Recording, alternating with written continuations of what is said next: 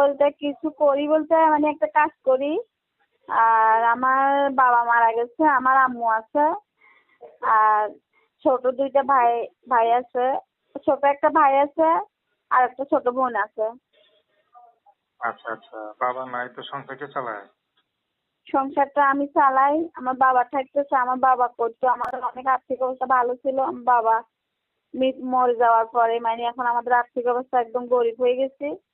এখন এই জন্য আমি একটা ভালো মনের মানুষ চাইছি, যেমন আমার উম, মানে চাহিদাগুলো পূরণ করে, আমার একটু ভালোভাবে রাখে, ভালোভাবে খাওয়ায়, চলাফেরায়। এই জন্য ইজ্জত মতন ঘরে থাকি, 5 ওয়াক্ত নামাজ পড়তে পারি, আল্লাহ দেখতে পারি। আমি এরকম একটা ভালো মনের মানুষ চাইছিলাম আমি। পড়াশোনা কতদূর করছে? পড়াশোনা করছি, ক্লাস 7 পর্যন্ত লেখাপড়া আছে, তারপরে আরবি আছে। আচ্ছা আচ্ছা। তো এখন তো মনে করেন গরিব মেয়েদের অনেকে বিয়ে করতে চায় না, তো আপনাকে যদি কেউ বিয়ে করে তার ঘরে যদি বউ বাচ্চা থাকে আপনি করবেন?